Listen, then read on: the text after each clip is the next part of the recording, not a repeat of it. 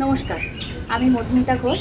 আমি অভিষেক নাগ consultancy fishery consultant হিসাবে এখানে আছি।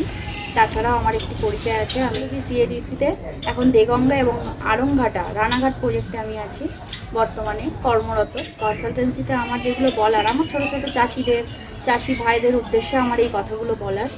সেই কথাগুলো হলো কিছুই না, একটু জাস্ট গাইড দেবো আমি। সামান্য যে গাইডগুলো নিয়ে আপনারা যদি কোনোভাবে উপকৃত হন, সেটা আমার খুবই ভালো লাগবে। যে আমার চাষি ভাইয়েরা যদি কিছু অর্থ উপার্জন করতে পারে, তারা হয়তো জানেই না তার একটা বাড়িতে অ্যাসেট আছে, সেই অ্যাসেটটা কীভাবে কাজে লাগাবে এবং সেখান থেকে যে কিছু পয়সা ইনকামও করা যায়। নিজেরা তো বাড়িতে প্রত্যেক মাছ আমরা সবাই জানি, আমাদের দৈনন্দিন খাবারের তালিকায় যে মাছটা থাকে, সেই মাছের কিন্তু বাজারে প্রচুর মূল্য। এখন সমস্ত যে কোনো মাছই আপনি কিনতে যাবেন বাজারে, ভালোই দাম। প্রত্যেকটা মাছেরই এখন ভালো মূল্য এবং মাছের চাহিদাটা কিন্তু বেড়েছে। মানুষ কিন্তু এখন মাছের ট্র্যাডিশনটা খুব বেড়ে গেছে।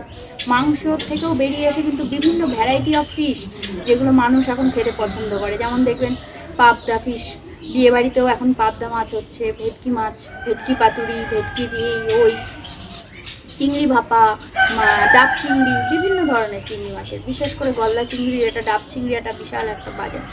তো এই সব ভ্যারাইটি অফ ফুডের জন্যও কিন্তু মাছের যে দামটাও কিন্তু অনেক বাজারে বৃদ্ধি হয়েছে এবং এর কস্টিংটাও খুব ভালো। তো আমরা চাষি ভাইদের জন্য বলবো যে আমরা এমন কোনো কিছু চাষ করব যে চাষটা করে আমরা একটু আর্থিকভাবে লাভ পাবো। তা আমি প্রথমেই বলি, বেশি বিস্তারিত না করে কথাটা ছোট অল্পের মধ্যে দিয়ে আমি আপনাদেরকে বোঝাবো। যে বাড়িতে ধরো আপনার একটা পুকুর পড়ে আছে, আপনি সেই পুকুরটাকে গুরুত্ব দিচ্ছেন না, দীর্ঘদিন পড়েই আছে হাজা মাজা অবস্থায়। সেই পুকুরটাতে তৈরি করে, মানে একটা মিনিমাম কস্টিংয়ের মধ্যে আপনি রেডি করে পুকুরটা, কিভাবে সেই পুকুর থেকে আপনি একটা আর্থিক লাভজনক একটা বিজনেস করতে পারবেন, সেটার জন্যে আমি একটু বলবো।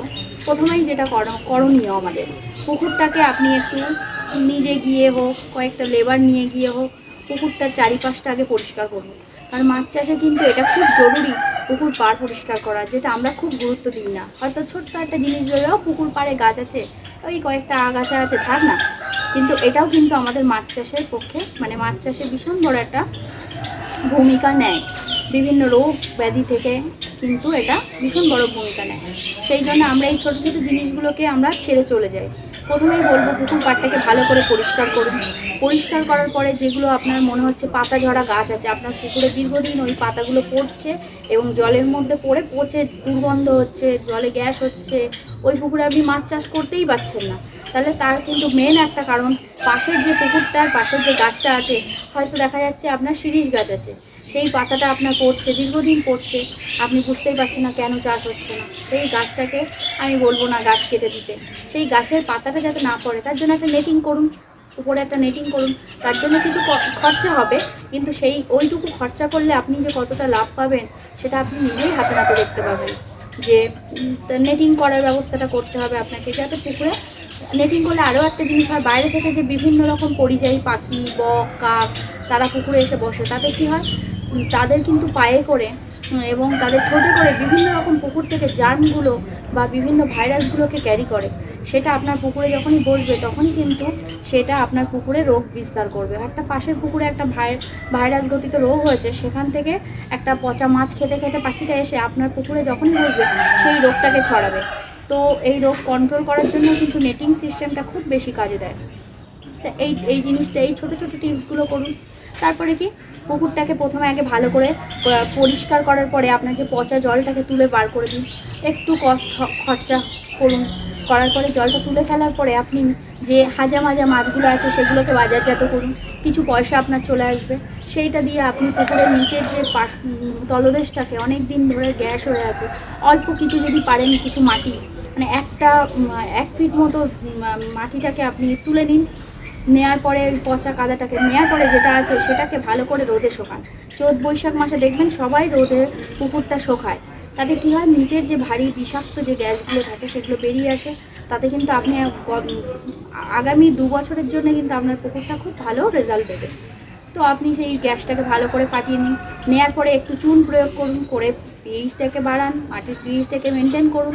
করার পরে আপনাদের আশেপাশে দেখবেন গরু প্রত্যেকের বাড়িতেই, চাষিদের বাড়িতে গরু ছাগল থাকে, সেই মলগুলোকে নিয়ে আপনি একটা জৈব সার তৈরি করুন, করে সেই জৈব ম্যানিওরটা নিয়ে আপনি পুকুরে ছড়িয়ে দিন, দিয়ে পুকুরের উর্বরতা শক্তিটা বাড়ান, প্লাঙ্কটন তৈরি করার যে ক্যাপাসিটিটা আপনার পুকুরে বাড়ান, প্রাকৃতিক খাদ্যকণা গুণাগুণ এখানে সমৃদ্ধি হবে, দিয়ে অল্প কিছু ইউরিয়া সার ওর সাথে মিশিয়ে ভালো করে আপনি পুকুরটাতে ছড়িয়ে দিন, দেওয়ার পরে পুকুরের উর্বরতাটাকে বাড়ানোর পরে কি করতে পারবেন আপনি, এবার জল ভরে দিন, 1 ফিট জল ভরে রাখুন, জল ভরার পরে দেখবেন জলের কালারটা একটা হালকা সবুজ কালার চলে আসছে।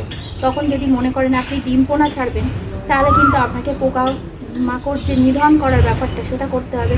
সেটা আপনারা অনেকেই জেনে থাকবেন, কেরোসিন তেল স্প্রে দিয়ে আমরা ওই পোকাগুলোকে মারি, বিভিন্ন জলজ যে ছাড় পোকা, কাঁকড়া বিছা, বিভিন্ন জলজ পোকা। তারপরে কিন্তু আপনি এই কাজটা করার কিন্তু 1 দিন পরেই কিন্তু আপনি ডিম পোনা ছাড়তে পারবেন। যদি মনে করেন বড় মাছ ছাড়বেন, সেক্ষেত্রে পোকা মারার কোনো দরকার নেই, 3 ফিট জলটাকে ভরে নিন, 3 ফিট জল ভরে নিয়ে আপনি ওই পুকুরে মাছ ছাড়তে পারবেন। এবার মাছ ছাড়ার পরে যেটা করতে হবে, এই যে প্লাঙ্কটন লেভেলটাকে মেনটেন করার জন্য মাসে 2 বার করে অন্তত একটু বাড়িতে তৈরি করুন। আমরা তো বাড়িতে শখ করে গাছ পুষি, হাঁস পুষি, বিভিন্ন রকম গাছের জন্য দেখবেন বাড়ির মহিলারাই এখন বিভিন্ন বাড়ির ঘরোয়া জিনিসপত্র দিয়ে দেখবেন একটা অর্গানিক জুস তৈরি করে। সেই জুসটাকে কী করে, গাছের গোড়ায় দিয়ে গাছের ফলন বৃদ্ধি করে, বাড়িতে বসেই ছাদের মধ্যে শিম লাউ এইসব তৈরি করছে। তেমনই আপনি একটা অর্গানিক জুস বানিয়ে নিন, একটু মহুয়া খোলটাকে পচিয়ে নিন, এই টিপগুলোকে একটু জানুন। মিনিমাম 20 দিন ধরে, 15 থেকে 20 দিন একটা মহুয়া খোল একটা ডোবার মধ্যে বেঁধে তার গ্যাসটাকে নষ্ট করে দিয়ে সেই মহুয়া খোলটা, ওর থেকে অল্প একটু মহুয়া খোল নিয়ে আপনি সেই মহুয়া খোলের মধ্যে একটু আটার গুঁড়ো, একটু চালের খুদ সিদ্ধ করে এবং একটু বাদাম খোল মিশিয়ে এবং তাতে একটু প্রোবায়োটিক্স দিয়ে, চিটা গুড় দিয়ে একটা রেশিও আছে, সেই রেশিও অনুযায়ী একটা অর্গানিক জুস তৈরি করুন। কিছু না পারুন, বাদাম খোল আর সরষা খোলটাকে একটা জায়গায় পচিয়ে সেখানে অল্প কিছু একটু কুড়ো, একটু ভাতের মাড়, একটু কলার খোলা, এগুলোকে ফেলে রেখে ওই জায়গায় পচিয়ে ওটাকে ভালো করে জল দিয়ে মিশিয়ে একটা জুস বানিয়ে নিন। জুস বানিয়ে নিয়ে ওটা আপনার ওই স্লারিটা বাদ দিয়ে, ওই হার্ড পার্টিকেলসগুলোকে বাদ দিয়ে ওই জুসটাকে নিয়ে আপনি পুকুরে ছেটান। মাসে অন্তত 2 বার করুন, তাতে আপনাদের প্লাঙ্কটন লেভেলটা যদি ঠিক থাকে, মানে জলজ যে খাবারটা উদ্ভিদ, মানে জলের যে প্রাকৃতিক খাবার কণাটা ঠিক থাকবে, তাহলে কী হবে, আপনাদের বাইরে থেকে খাবারটা অনেক কম পরিমাণে দিতে হয়। সেক্ষেত্রে আপনার খরচাটাও কম হবে এবং এর ফলে আপনি কিন্তু ওই পুকুর থেকে শুধু খাবার খরচা নয়, এতে কি হয়, মাছের গ্রোথ, মাছের ইমিউনিটি পাওয়ার, মাছের যে গ্লেজ এবং মাছের গায়ে যে কালার এবং মাছের স্বাদও কিন্তু অনেক বেশি পরিমাণে বেড়ে যায়। আপনি একটা বাইরে থেকে একটা মাছ এমনি কম দিনের মধ্যে বেশি বড় করছে ফিড খাইয়ে, যে সেই মাছের স্বাদের থেকে কিন্তু আপনার এই প্লাঙ্কটন খাওয়ানো মাছের স্বাদ কিন্তু অনেক বেশি বাড়বে। এবার পন্ড প্রিপারেশন বলেছি, এবার আপনাকে তো কমার্শিয়াল হতে এখানে চাষ করতে হবে, তাহলে আপনার লাভ হবে কি করে, সেই জন্য আপনাকে ভাবতে হবে আপনার এলাকায় একটু সার্ভে করে দেখুন যে ওই এলাকায় বা ওই আশেপাশের মার্কেটে আপনার কোন মাছের ডিমান্ডটা অনেক বেশি আছে এবং বাজারের মূল্য কোনটা এখন বেশি আছে, সেই অনুযায়ী আপনি মাছ চান। যদি মনে করেন শিঙি মাছটা আপনাদের ওখানেও ভালো বাজার আছে, শিঙি মাছের কালচার করুন, দেশি মাগুর মাছ করুন। যদি মনে করেন এখন তো বাজারে পুঁটি মরুলা এগুলো প্রচুর কস্ট, এগুলো পাওয়াই যায় না, এখন এক্সট্রিম হয়ে গেছে, পাওয়া যাচ্ছে না। আপনি শুধু মরুলা মাছের চাষ করুন না, ভালো সাইজের মরুলা মাছেরও কিন্তু বাজারে 500-600 টাকা কেজি দরে পাওয়া যাচ্ছে।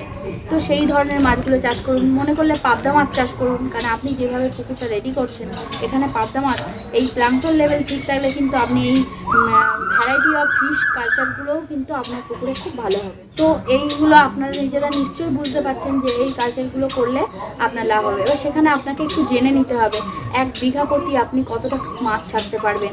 আপনাকে একটুখানি জানতে হবে এই 3টে লেয়ারের মাছগুলোর একটু স্বভাব জানুন, যে কোন মাছ কী ধরনের খাবার খেতে পছন্দ করে এবং কোন সময় খেতে পছন্দ করে এবং কী টাইপসের খাবার খেতে পছন্দ করে। তাহলে তাদের ইচ্ছা মতো, তাদের যেগুলো ভালো লাগে সেই ধরনের জিনিসগুলো যদি আপনি দেন, তাহলে নিশ্চয়ই সেই মাছের গ্রোথ অনেক বেশি ভালো হবে। এবং এইভাবে সুন্দর করে একটা নিজের মনে করে, নিজে একটা এফোর্ট দিয়ে সুন্দর করে যদি আপনি মাছ চাষ করতে পারেন, তো 1 বছর 6 মাস থেকে 1 বছরের মধ্যে কিন্তু আপনি একটা ভালো সুফল আপনার পুকুর থেকে পাবেন এবং ভালো টাকা ইনকাম আপনি করতে পারবেন। নমস্কার।